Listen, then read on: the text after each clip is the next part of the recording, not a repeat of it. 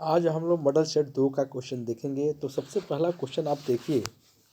पहला क्वेश्चन है कि इनमें से कौन सा भाग अगुणित होता है। तो आप जानिए कि सबसे पहला आपका भाग क्या होगा, जो डिम्ब होता है, डिम्ब का अगुणित होता है। दूसरा क्वेश्चन कहता है कि एक एलील है। तो एक एलील के लिए आपको बता दें कि एलील क्या होता है। एक खास प्रकार का जीन होता है जो जीनों के वैकल्पिक प्रकार को दर्शाता है। तो इसका एक एलील क्या है, आपका वैकल्पिक जीन। ऑप्शन सी सही हो जाएगा। आपस में जुड़े आहार श्रृंखलाओं का समूह कहलाता है। तो आप सभी जानते हैं 3 नंबर क्वेश्चन कहता है कि आहार श्रृंखलाओं का जो समूह होता है उसको क्या कहते हैं, आहार जाल कहते हैं। ठीक है। 4 नंबर क्वेश्चन देखिए। 4 नंबर क्वेश्चन कहता है कि एक कवक एवं उच्च कुल के पौधों की जड़ों के बीच बनने वाले सभ्यता जो संबंध होता है वो किसके बीच होता है। तो माइकोराइजा के बीच होता है। आपका माइकोराइजा इसका सही होगा। जेमुस पाए जाते हैं, आप सभी को बताया गया कि जेमुस क्या है, स्पंज में पाए जाते हैं। हाइड्रा में होगा नहीं, पेंसिलियम में होगा नहीं, इसमें नहीं होगा। तो आपका स्पंज में जेमुस पाए जाएंगे। तो आपका ऑप्शन ये सही हो जाएगा। अगर एक सामान्य मनुष्य एक लड़की जो हीमोफीलिया कैरियर से शादी करता है तो तब उसके जो 50% जो पुत्र होते हैं वो का हीमोफीलिया से ग्रसित होते हैं। तो आप जानते हैं कि जो 50% का पुत्र होंगे हीमोफीलिया से ग्रसित होंगे। तो आपका ऑप्शन डी सही हो जाएगा। ठीक है, ऑप्शन डी सही हो जाएगा। तो ऑप्शन डी के बाद देखिए आप, चलिए अब देखते हैं हम लोग ऑप्शन डी के बाद। आप अगला क्वेश्चन हम लोग का देखते हैं कि एक आहार श्रृंखला में शाकाहारी है। तो शाकाहारी का बताते हैं कि शाकाहारी क्या होता है, प्राथमिक उपभोक्ता होता है। ऑप्शन बी आपका सही हो जाएगा। ऑप्शन बी सही हो जाएगा। 7 का ऑप्शन बी सही होगा। 8 का देखिए, इनमें से कौन सा जैव उर्वरक धान के खेतों में उपयोग होता है। तो जैव उर्वरक में आप जानते हैं साइनोबैक्टीरिया होता है। ऑप्शन सी सही हो जाएगा। जैव उर्वरक में जो धान के खेतों में उत्पन्न होता है।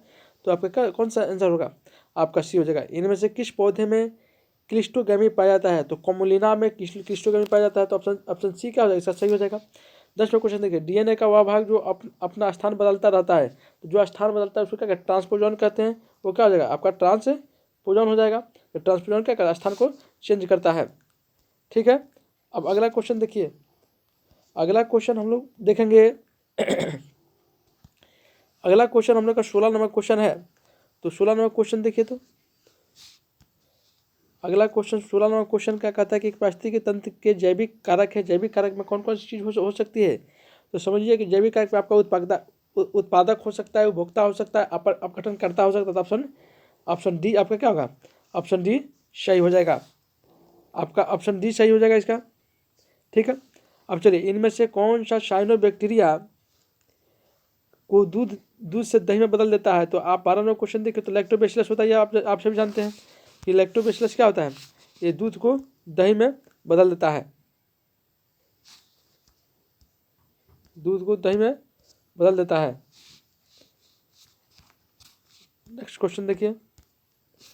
नेक्स्ट क्वेश्चन कहता है, अब 11 नंबर क्वेश्चन देखिए। 11 कहता है कि एक पारिस्थितिकी तंत्र के जैविक कारक है। तो जैविक कारक में आप जानते हैं कि क्या हो जाएगा, उत्पादक, उपभोक्ता, अपघटन करता। ऑप्शन डी आपका क्या हो जाएगा, ऑप्शन डी आपका ऑप्शन डी सही होगा। इनमें से कौन सा बैक्टीरिया दूध को दही में बदलता है। तो जानते हैं कि लैक्टोबैसिलस का दूध को दही में बदलता है। लीची के खाने वाला जो भाग होता है उसको, लीची कौन सा भाग खाते हैं हम लोग, एरिल जो होता है, एरिल लीची के भाग को खाते हैं। तो ये कोडॉन जो पाए जाते हैं, तो टोटल हमारे अंदर कितने 64 कोडॉन होते हैं। उसमें जो एमिनो अम्ल के लिए जो कोड होते हैं वो 61 होते हैं।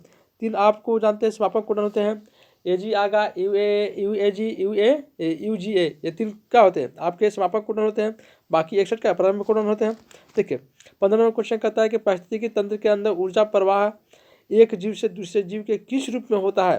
तो आप सभी जानते हैं कि रासायनिक पदार्थ के रूप में एक जीव से दूसरे जीव में होता है। ठीक है। अब देखिए, बैक्टीरिया की खोज किसने की थी। तो बैक्टीरिया की खोज की जब भी बातें होती है तो आप सभी जानते हैं कि लीवन ने किसकी खोज की थी, बैक्टीरिया की खोज की थी।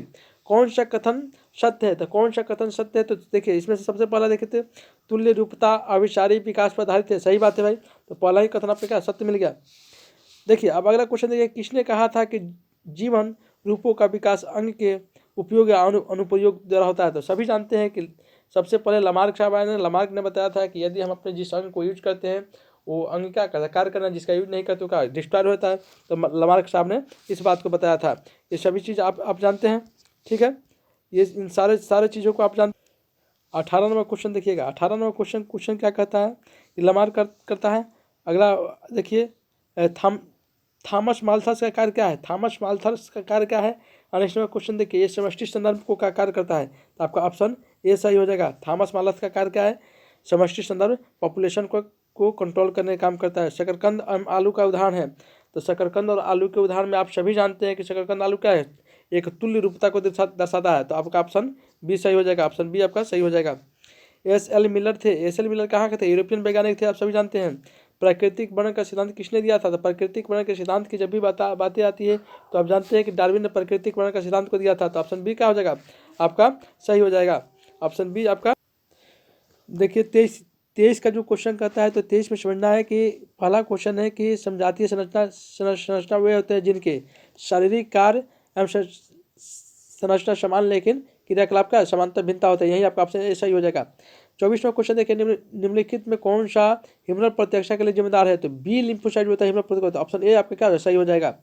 कोकीन प्राप्त किया जाता है, तो कोकीन इर्थ्रोजाइलिन कोका से प्राप्त किया जाता है, तो आपका ऑप्शन डी सही हो जाएगा। ठीक है, कोकीन इर्थ्रोजाइलिन कोका से प्राप्त किया जाता है। अफीम का अत्यधिक प्रयोग से होता है, तो अफीम का अत्यधिक प्रयोग से शरीर के वजन में कमी हो सकती है, भोजन में रुचि हो सकती है, बांझपन आ सकता है। इनमें सही आपका डी आंसर सही हो जाएगा। सक्रिय प्रतिरक्षा तंत्र की खोज किसने की थी? रॉबर्ट कोच नहीं किया था, लुईस पास्चर कोच नहीं किया था, एडवर्ड जेनर नहीं किए थे। इनमें से क्या होगा? कोई नहीं होगा। दवा कितने प्रयोग होते हैं? तो दवा के बारे में आप जानते हैं कि दवा कितने प्रयोग होते हैं? दवा मुख्य रूप से 2 प्रयोग होते हैं। एक आपके इम्यूनिटी सिस्टम को बढ़ाएगा, घटाएगा, ठीक है, और मतलब एक रोग से लड़ने, एक रोग को मारने वाला, एक रोग की वृद्धि को रोकने वाला। ठीक है।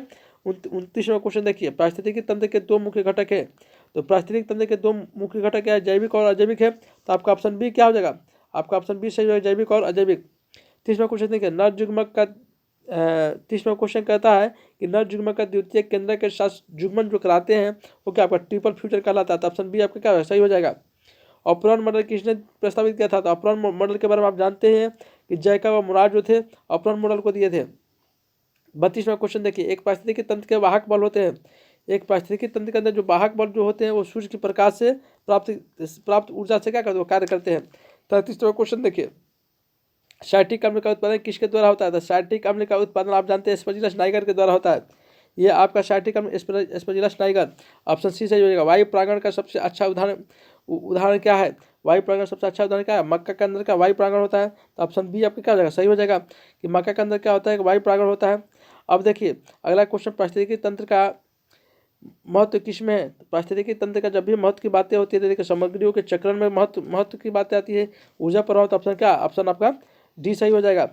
अंतिम क्वेश्चन आपका है, उसको हम लोग को देखना है, तो देखिए क्या कहता है, कौन सी कोशिका मानव वृषण के शुक्राणु को पोषित करता है? तो आप सभी जानते हैं 37 में मानव शुक्राणु को सटोली जो कोशिका होती है वो सटोली कोशिका मानव शुक्राणु को, ऑप्शन डी आपका क्या हो जाएगा? ऑप्शन डी सही हो जाएगा कि सटोली कोशिका क्या करती है कि मानव शुक्राणु के को क्या करती है? पोषित करती है सटोली कोशिका। 38वां क्वेश्चन देखिएगा, 38वां क्वेश्चन कहता है कि मानव शुक्राणु के बीच भाग में क्या होते हैं? बीच भाग की जब भी बातें होती है तो बीच भाग में जानते हैं क्या होता है? माइटोकॉन्ड्रिया होता है। कि ऑप्शन क्या हो जाएगा? ऑप्शन सी सही हो जाएगा। अग्र पुंजक पाए जाते हैं, तो अग्र पुंजक शुक्राणु में, अंडाणु में, अंडाशय युग्मन में, तो अग्र पुंजक की यही बातें होती है क्या? शुक्राणु के अंदर क्या होते हैं? अग्र पुंजक पाए जाते हैं, तो ऑप्शन ए आपका क्या हो जाएगा? सही हो जाएगा। गट एंटम किसकी गुहा है? तो एंटम ग्राफी पुटक की क्या गुहा होती है? ग्राफी पुटक आपका आंसर हो जाएगा। ठीक है, एलर्जी के लक्षणों को कम करने हेतु निम्न में से किसका उपयोग किया जाता है? तो एलर्जी के लक्षण को कम करने के लिए एंटी हिस्टामिन जो होता है उसका प्रति हिस्टामिन का प्रयोग किया जाता है, तो ऑप्शन क्या हो जाएगा? ऑप्शन ए सही होगा। गर्भाशय पर पत्ती गिरवा द्वारा खुलता है, किसमें खुलता है? तो गर्भाशय पत्ती गिरवा द्वारा योनि में खुलता है, तो आपका ऑप्शन ए सही हो जाएगा। ठीक है, अब इसी तरह से हम लोग अगले क्लास में नेक्स्ट वीडियो के साथ आएंगे और नेक्स्ट मॉडल सेट के साथ।